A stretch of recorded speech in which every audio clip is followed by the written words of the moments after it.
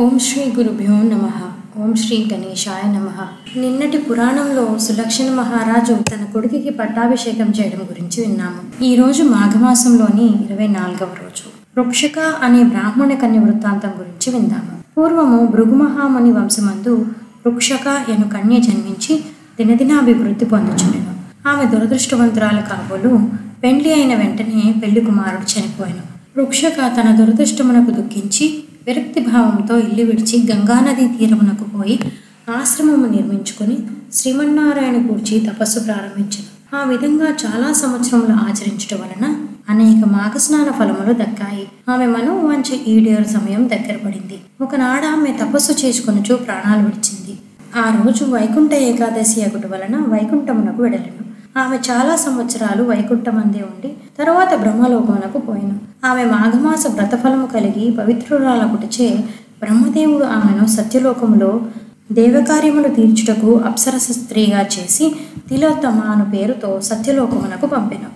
ఆ కాలంలో సుందోపసుందులనే ఇద్దరు రాక్షస సోదరులు బ్రహ్మను గూర్చి ఘోర తపస్సు చేశారు. వారి తపస్సు యొక్క ప్రభావమునకు బ్రహ్మదేవుడు ప్రత్యక్షమై మీకేం కావాలో కోరుకోండి అని అడగగా, స్వామి, మాకు ఇతరుల వలన మరణము కలగకుండా ఉండినట్లు వరమిమ్ము అని వేడుకొనగా బ్రహ్మ అటులనే ఇచ్చి తిని అని చెప్పి అంతర్ధానమయ్యను. బ్రహ్మదేవుని వలన వరము పొందిన ఆ ఇద్దరు రాక్షసులు మహాగర్వం గలవారై దేవతలను హింసించి మహర్షుల తపస్సులకు భంగం కలిగించుచూ ఉన్నారు. యజ్ఞ యాగాది క్రతువులలో మాంసం రక్తం పడవేసి ప్రజలను నానాభీత్సములు చేయుచున్నారు. దేవలోకంపై దండెత్తి దేవతలందరినీ తరిమేశారు.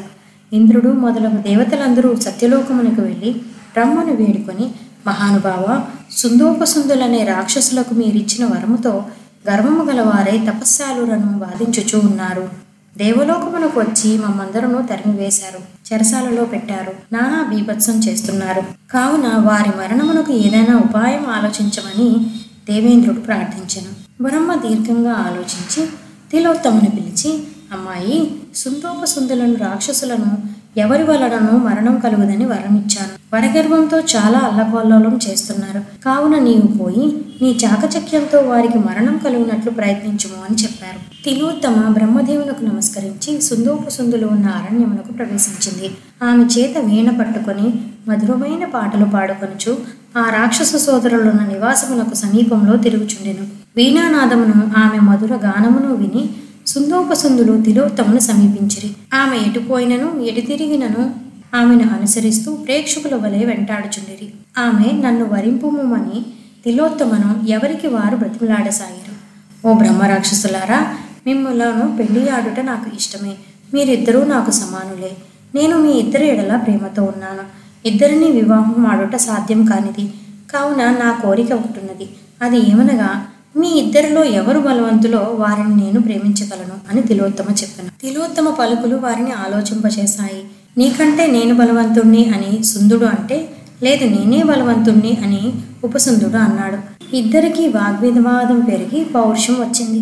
మనిద్దరిలో ఎవరు గొప్పో తేల్చుకుందామంటూ ఘోర యుద్ధానికి తలపడ్డారు. గదా యుద్ధము, మల్ల యుద్ధము చేశారు.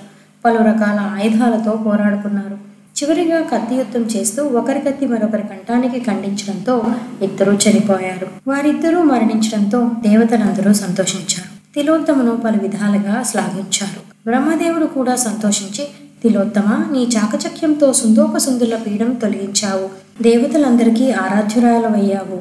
ఇదంతా నీవు చేసిన మాఘమాస వ్రత ఫలితమే గాని మరొకటి కాదు. ఇక నుండి నీవు దేవలోకములో అందరిచే అధికురాలిగా ఆదరింపబడతావు. నీ జన్మ ధన్యమైనది. వెళ్ళు, దేవలోకంలో సుఖింపిము అంటూ ఆమెని దేవలోకానికి పంపాడు. ఇంతటితో ఈరోజు పురాణ కాలక్షేపం సమాప్తం. రేపటి పురాణంలో విష్ణుమూర్తి బ్రహ్మరుద్రాదులకు చేసిన హితబోధ గురించి తెలుసుకుందాం.